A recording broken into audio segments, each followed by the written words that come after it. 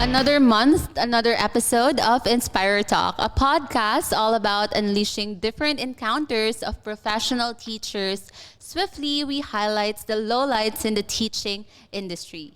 I am your host for today, 𝗘𝗽𝗶𝘀𝗀𝙗, and we are now into our second episode. And because of the success of the first episode, we were able to push through today with an intriguing topic that almost all students had a hard time choosing between the two. So, what will you choose, no, or what's better in our status right now? So we will tackle practicality versus passion. And our guest is not just a teacher, but also a registered nurse.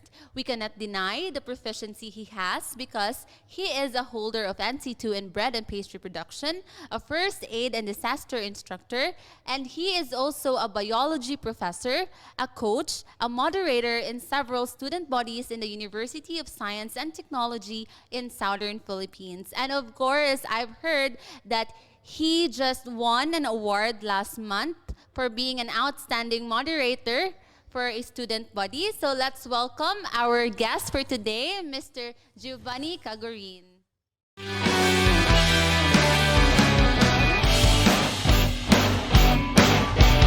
So ayun no. So thank you so much sir for being with us today po, and we know na you have a very hectic schedule. So thank you kayo for coming. So before we go down to our topic po no, we want to know a little bit about you sir. So what was your life back then sir before you became a teacher po? Na ba yung mga habits nga na change sir, or like lifestyle before? I think I started here in the university for 2013. Like way back before, I am in OFW in Singapore, but I choose to be home. It's because for several reasons, and one of that maybe is I always miss my family. Ito. So ayun, so nag-OFW ka sir. What was your ano po, work before? Bef- um, for 3 years after I graduated 2007, I never worked nights because during the time my mother had a cervical cancer that I need to take care of her. So 2010 I took the board exam. 2011 I went abroad. After that one, when I came here, I became a school nurse in a small institution before I landed in USTP. Before you became a teacher Yes, po. yes, yes. Ayun. So now that you're a teacher, sir, we want to know po, what are the best part of teaching and what are the worst part of teaching for you? I think the best part siguro is you were able to touch lives of the students. The worst part maybe in my is you did everything but still the students kana bitaw dili mo reflect ang grade. Mura bitaw ang imong gipangita nga grade sa estudyante because you do your best really to choose to teach students about specific content, pero it never reflected in their bitaw sa ilang grado. So mura somehow disappointing siya, but of course I always tell myself that I did my best. Ayun. So, it's so nice that we heard from you, good sir, no, na the best part of teaching is to change lives, because I can agree with that. Kay murag isa po na siya sa mga reason why we chose education right Yes. now. Kay we also want to change lives, we also want to motivate no other students, but mao lagi pud to sa imong giingon sir, di ba, na the saddest or the murag worst part is kanang dili ma-reflect. So I think it's on us, murag that part sir is sometimes maybe it's on us, and maybe we need to work more, maybe we need to work harder for that. And sa kuan sir, kay napud tayo di ba karon ang atong topic is practicality versus passion. Maybe it's because of that nganong sometimes some students dili mo reflect ilang grades or ang gusto sa teacher, because maybe it's a factor. So when you entered, for you lang sir, when you entered college, is teaching really your first choice or kanang? Actually, my first choice is BS Biology. But because of 2003, we are the first batch with a greater number of a nursing student. So murag, I choose to be in nursing. It's because my classmates were there. But of course, throughout the years in my nursing, I've learned a lot. Murag, I think I made the right choice. Ayun. So why you didn't pursue ano sir, BS biology? Ay, what was that again? Yeah, BS Biology. Biology. Wala gyud ko'y classmate uban. Mura boring man. So Tasanan sa nursing, so ala mamalinta. so what drives you sir nga mag-teach karon since nursing man imong undergrad course? As far as I know, when I arrived in Singapore and I've been a school nurse for for a year. I always pray na Lord, what are the things that you want me to do? At a thing, di bali, a career, a job that could give values. Bitaw I find it difficult. Job is different, man God, from career, as you all know. Job is just you have a job. Career is you have a path to look at. So I think I always ask myself, I want a career na it's not easy man to have one, but I think in which my energy will be consumed in a whole day, but before I sleep, I feel fulfilled. Yun. Kanang na-feel nimo nga murag ma-satisfy ka sir after the day no nga pag uli nimo sa balay murag Yes, tanan yes. ka kapoy is murag worth it lang because you like your job. So you consider teaching as your passion, sir? Yes, yes. I believe so. It's because I've been here for 10 years. And aside from that, no, I encounter problem or worse things. But if you really love a thing, I believe everything will be considered as a lesson.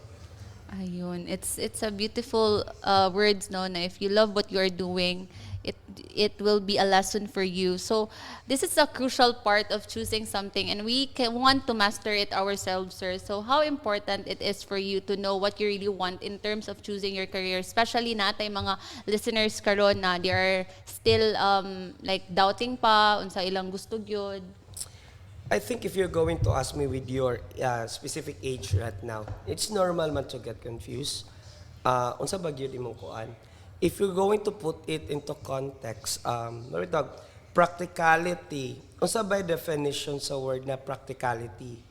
Daghan siya job na trabaho ang offering. Unsa ba dako ba the income is greater than the other professionals? But to me, man God, if things nga imong gabuhaton is you really love, even though how painful the process, you will survive.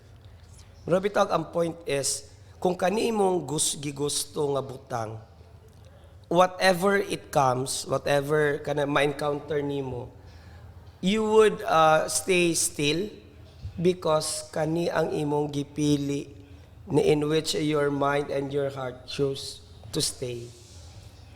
Ayun po. So I think makarelate din ko ana sir kay well I would just also want to share pod my experience with that no kay nag-struggle pud ko na sir. When I was a child gyud I really dream gyud nga magmaestra gyud sir but the course ay the major bitaw lang ang murag nagtakilid kay when I was in junior high school, I really wanted to took education, major in physical education. Kay active jud kay ko before sir when I was in high school kay I was a SPA student. So murag na ang ako yung energy is dito bitaw gyud siya, dito ko giganahan ingana. And then I realized pag abot og senior high school aya pa din ako na ponder bitaw gyud sir nga hala wala ra bay kanang physical education sa USTP and I really tried to weigh bitaw gyud sir if muskwela ba ko og kanang muskwela ba ko sa school nga naay tuition and then walay ay naay physical education which is gusto nako nga major but I chose USTP because nagplay safe bitaw ko sir sa part nga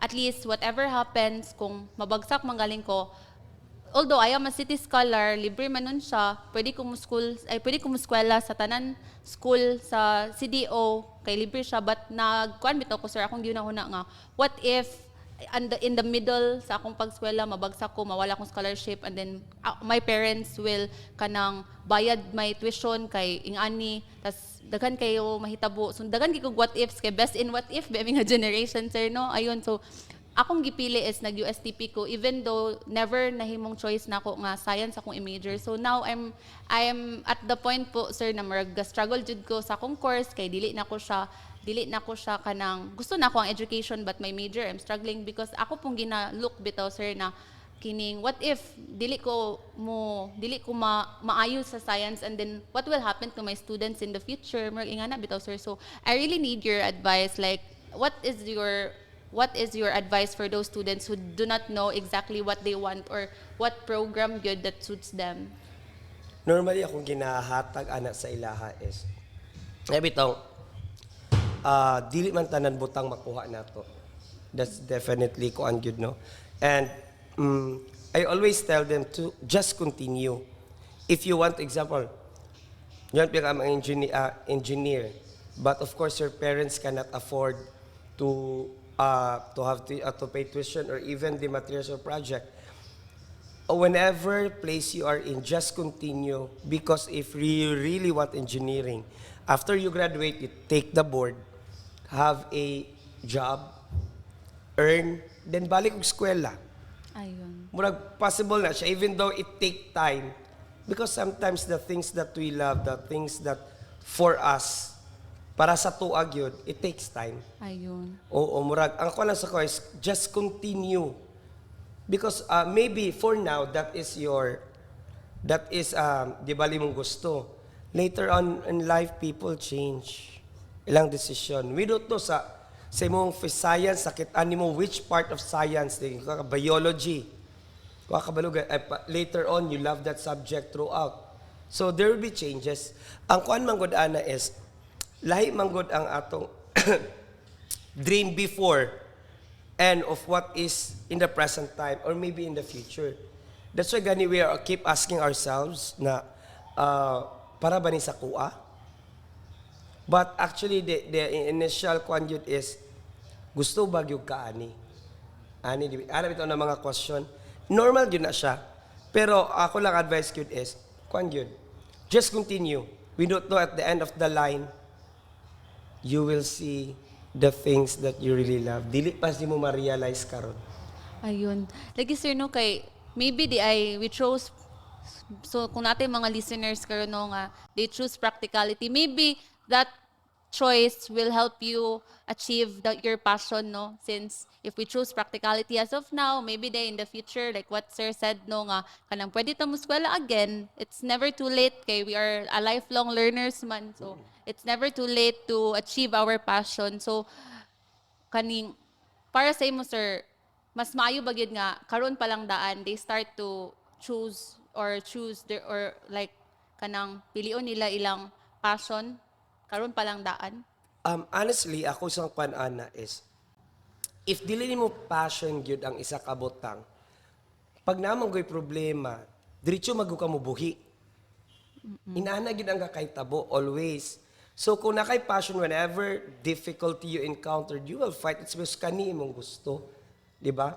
Example in choosing manggod a program or course sa college, di ba normally atong gina-chose is kanang feeling namo nga gusto ni curious ka inani nga butang, imo ning talent nga kuan, it's because it will go through raman when you finish and you continue your education. Ang kuan naman gud ako is kana bitaw, does practicality makes you kana bitaw, can you find your dream because you are practical, you are already practical with the things? Murag para sa ko dili siya, it's because unsa day motivation mo sa word na practicality. Muna siya kuan kay ako man good, as I grow older, I always kuan myself na sometimes we get tired with job, with kuan gyud siya kanang kapuyon jud ka, pero but because nakita nimo nga this is the thing that you love and you share these blessings to other people, I think to me kanang kuan siya kanang dili lang siguro siya, you are not working anymore, but you are just enjoying every minute with the students. So it's like kanang for you sir, how choosing your passion affect the way you work, since you've said a while ago na your passion for teaching is naagyod, so how does it affect sa imo karon sir? Pag gusto nimo ang butang, buhaton gyud nimo ang tanan. Di ba inana mo ginaperminti ang mga wordings na to, which is true. Kana bitaw, kung imo ning passion og inimong gusto, muabot sa point na mo level up gyud ka in the same kuan bitaw. Therefore, na kay specialization. Example, biology, then you want to study more about biology, and gusto ko specific o aquatic. So whatever it takes, gusto gyud ka mo ato sa tubig. Yung curious, you get data. Murag ang kuan ba is, mo-enhance na nun ka, mas mo taas na nimo paglantaw sa butang because you really murag do good or really love in what you are doing. So like it's like kanang work dili lang gid ka magtan-aw sa destinations or no, it's the journey. Yes, it's a journey, good. Di balik ka kuan bitaw ka ng what changes you from the moment you decide to be like this or to be like that. I think that's too important. Naman ko yung mga example karon na sa inyo, mga inaanap ito sa inyo edad na they can easily hold off people or things. It's because kanigid di mo dili nila gusto. Pero pag gusto nimo abotang, kuan yun ka, you will remain because to you it gives you value. It gives you kanang things that could make you happy. It's not only about money, but example, be a blessing to others, and you find that what value murabitog in yourself before you sleep, it becomes murabitog fulfilling in your part. What Sir said, everyone know, our dear listeners. So we need to really love what we are doing and like strive harder for what we love. We need to work hard. Dili man nato makabuot gyud it sa atong gusto, like dili ta ma science teacher, dili ta ma mathematics teacher if dili ta mo agi og hardships and struggles. So today's episode was fruitful and it wouldn't be without our guests, no? So always remember that it's never too late in choosing your passion and continuing that. So your choices before will have a greater impact on you, your profession, and the people around you. So that was a pleasant day with you, Sir Gio, and thank you so much for the time to be our guest in this podcast. So we and the viewers will always remember your words and wisdom about practicality, about passion in life, and be reminded that it's okay to be left behind sometimes. Just don't stop.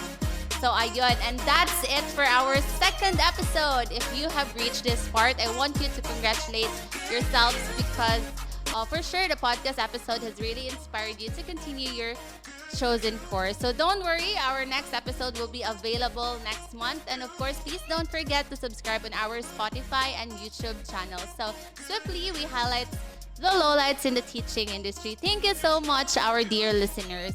See you!